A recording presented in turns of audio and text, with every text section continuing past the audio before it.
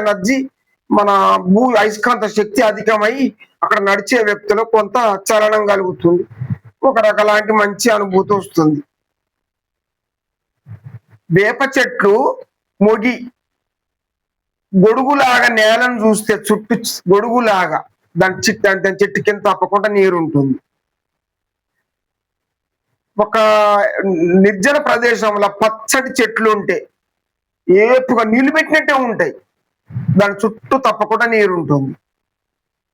బాగా ఊరిన తాడి చెట్టు, ఈత చెట్టు, కొబ్బరి చెట్టు ఉండవలసిన దానికంటే బాగా ప్లావ్ ఉంటాయి, పెద్దగా ఉంటాయి. దాని చుట్టూ నీరు ఉంటుంది.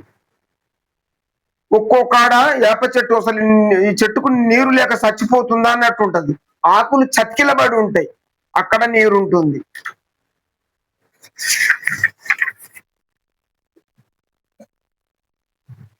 ఇకపోతే నేలపై గొడుగులాగా సర్కారి కంప, చిల్ల కంప చెట్లు గొడుగులాగా పరుచుకొని ఉన్నప్పుడు తక్కువ ముండ్లుండి, తక్కువ ఆకులుండి, దాని కొమ్మలు నున్నగా ఉంటే అక్కడ నీరు ఉంటుంది.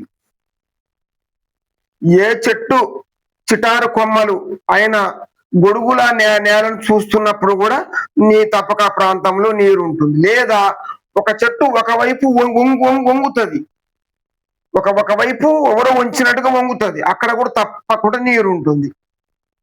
తర్వాత మీరు ఎక్కడైనా ఒక బైక్ పార్క్ చేయండి, మీ బైక్ ఒకటే కిక్కు చాలా అవుతుంది. కానీ నీరున్న అక్కడ ఒక గంట సేపు పార్కు చేస్తే మాత్రం 5-6 కిక్కులు కొట్టాల్సిన పరిస్థితి వస్తుంది. ఆ ప్రదేశం గుర్తుపట్టుకోండి, తప్పకుండా అక్కడ నీరు ఉంటుంది. కాకపోతే మళ్ళీ మళ్ళీ చెక్ చేసుకోండి, గంట పార్క్ చేయాలి, తప్పకుండా నీరు ఉంటుంది. ఏదైనా చెట్టులా కాకుండా గూని పోయి అష్టవంకర్లతోటి పెరిగితే ఆ చెట్టు కింద తప్పకుండా నీరు ఉంటుంది. ఏవేని చెట్లు ఉండవలసిన దానికంటే అధికమైన లావుగా పచ్చగా ఉంటే, పేపుగా పెరిగితే ఆ చెట్టు పరిసరాల చుట్టూ నీరు ఉంటుంది. ఏదేని చెట్టు దగ్గర మొదలు దగ్గర గండు చీమలుండి చెట్టు చుట్టూ ఒక 1/2 ఇంచు సందుండి చీమలు పైకి కిందికి వచ్చిపోతుంటే ఆ చెట్టు కింద తప్పకుండా నీరుంటుంది. నేను చెప్పిన ఈ గుర్తుల చుట్టూ జాగ్రత్తగా పరిశీలించి బోర్లు చూసే వాళ్ళు ఎవరైనా జాగ్రత్తగా నీటి గుర్తులను ఎంపిక చేయాలి. మొత్తం మీద నేను సూచించిన ప్రాంతాల్లో నీరుంటుంది, కానీ మీరు గుర్తించాలి. తూర్పుందా, పడమరుందా, దక్షిణం ఉందా, ఉత్తరం ఉందా, లేదా చెట్టు కింద ఉందా అన్నది మీరు స్పష్టంగా మీ టెక్నికలతోటి గుర్తించి చివరగా నా కొబ్బరికాయ అస్త్రాన్ని ప్రయోగించండి. ఇంకొక విషయం, భూమి లోపల మెతక భూములు, ఇసుక భూములు, బురద భూములు, పచ్చిమట్టి భూములు ఉంటాయి. బోరేస్తున్నప్పుడు వాస్తవంగా మనకు దుమ్ము రావాలి, కానీ అక్కడ రాదు. 200 ఫీట్లు 400 ఫీట్లు వేసినా కానీ పచ్చే వస్తుంది. అవి నీళ్లు ఉన్నట్టే చూపించి మోసం చేస్తాయి. నీరు పడదు, బోరు నిలవదు. ఈ విషయంలో మనం చేసేది ఏముండదు. ఎట్టి పరిస్థితుల్లోనూ ఒకే రైతుకు 2-3 పాయింట్ల గుర్తులు పెట్టొద్దు, ఒకటే పెట్టాలి. ఒకదాని మీదనే కాన్సన్ట్రేషన్ చేసి ఒకటే గుర్తు పెట్టి ఫెయిల్ అయింది అనుకో, మరో రోజు మరొకటి పెట్టాలి. తప్పకుండా విఘ్నం జరిగిన తర్వాత తప్పకుండా పాస్ అయిద్దండి. నా జీవితంలో తేలిన విషయం ఇది. మరొక రోజు పోయి మరొకటి చూడండి. మీరు ఏ తరహాల చూసినా మీకు తెలిసిన ప్రాచీన విధానాల ద్వారా, మీ పెద్దల నుంచి వచ్చిన విధానాల ద్వారా ఏ విధంగానైనా బోరు చూడండి. చూసిన తర్వాత ఒక 5 గుర్తులు పెట్టండి. 1 గంట మంచినీరు తాగి విశ్రాంతి తీసుకోండి. మరొక్కసారి ఆ గుర్తుల మీద ట్రై చేయండి. తప్పకుండా నిజమైన గుర్తు దొరుకుతుంది. ఏదేని చెట్టు సంపూర్ణంగా ఆకాశాన్ని చూస్తున్నట్టయితే ఆ ప్రాంతంలో నీరు ఉండదు, అక్కడ చూసి దండగా. అంటే మండల ఆ కొమ్మలు ఆకాశాన్ని చూస్తున్నట్లయితే అట్లా పైకి ఉంటాయి, పైకి ఉంటే నీరు ఉండదు అక్కడ. అంటే కిందికి ఉండాలి. ఆ కొమ్మలు భూమిని చూడాలి. అంటే ఉదాహరణకు ఏ చెట్లు ఉంటాయి? వేప చెట్లు ఎక్కువ ఉంటాయి, కిందికి చూపెడతాయి. వేప చెట్లు, తర్వాత ఇది జమాయిలు, కొన్ని చెట్లు నేల చూస్తాయి. కొన్నిటికి మండల పైకి ఉంటాయి. నీటి దారులు ఉత్తరం నుండి దక్షిణం, పడమర నుంచి తూర్పు, నైరుతి నుంచి ఈశాన్యం, ఉంటాయి. ఉత్తరం నుండి దక్షిణం వెళ్ళే జలధారలో మాత్రం బాగా నీరు ఉంటుంది, ఎన్ని బోర్లైనా పడతాయి అక్కడ.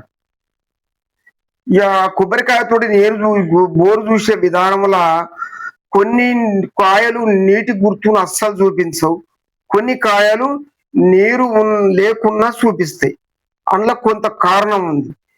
1000 ఫీట్లు, 500, 1000, 1500 ఫీట్ల కింద నీరున్నా కొబ్బరికాయ చూపిస్తుంది. అంతలోతు మనం వేయం కదా.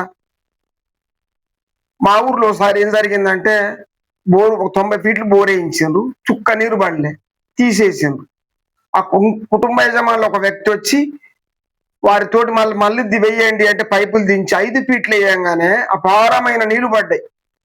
95 మీద పడ్డాయి. 90 వేసి తీసేసిండ్రు, 95 మీద పడ్డాయి.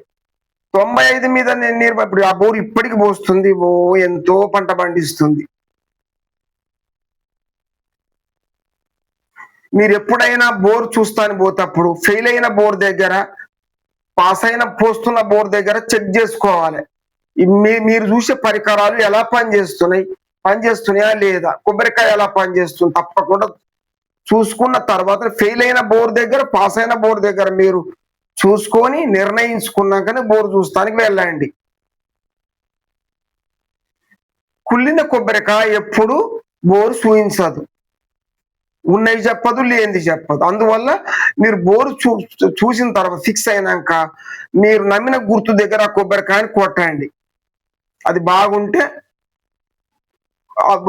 మీరు చూసిన గుర్తు నిజం, తప్పకుండా నీరు పడుతుంది. చివరి అంశాలండి. ఏ రైతు భూమికి వెళ్ళినా 5 గుర్తులు పెట్టండి, విశ్రాంతి తీసుకోండి, మళ్ళీ ట్రై చేయండి. తర్వాత దాంతో 3-4 గుర్తులు పెట్టొద్దండి, విఘ్నాలు జరుగుతాయి, ఏది కాకుండా పోతుంది. నేను చెప్పిన నీటి జాడల గుర్తులను మీ ప్రాంతంలో వ్యవసాయ భూముల్లో బోరు చూసే వారికి సహాయకారిగా ఉంటుంది. మీరు నేర్చుకోండి. బోర్లు చూసే వారికి మాత్రం వాళ్ళు టక్కున అర్థం చేసుకుంటారు, అరే ఇట్లనా అని, ఈ ప్రాంతంలో ఉందా అని. తప్పకుండా వాళ్ళకి మంచి సహాయకారిగా ఉంటుంది. అంతేగాని సామాన్య రైతులకు అంత ఒరిగేది ఏమి ఉండదు. అందువలన మీరు బోర్లు చూసే వారి కోసం ఇవి వీడియోలని, వాట్సాప్ని బాగా షేర్ చేయండి, అందరికి తెలిసేలా చేయండి. మన ప్రజలందరికీ, రాష్ట్రం అంతా అందరికి, బోరు చూసి అందరి వ్యక్తులకు, ఉత్సాహపరులకు, రైతులకు అందరికి షేర్ చేసేవారికి, తెలుగు రాష్ట్రాల వారికి, తెలుగు భాష వచ్చిన అందరికి షేర్ చేయండి.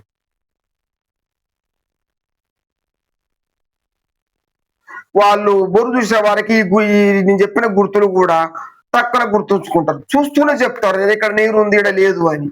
చాలా సింపుల్ గా చెప్తారు. దీనివల్ల రైతులు నిజంగా బోరు పడే పాయింటే చూస్తారు, రైతులు నష్టపోరు, మనకు రైతులకు లాభం కలుగుతుంది, రైతులకు ఆ పప్పులు కావు. ఒకే బోరుతో తప్పకుండా బోరు పడుతుంది, తప్పకుండా నీరు పడుతుంది, వ్యవసాయానికి పనికి వస్తుంది, మనకు పనికి వస్తుంది, మనకు ఆహారం లభిస్తుంది. అందువల్ల ఈ వీడియోను, ఈ వాట్సాప్ను అందరికీ షేర్ చేయండి. మన దేశానికి ఉజ్వల భవిష్యత్తును కలిగించండి. రైతులకు వెన్నుముకగా నిలవండి.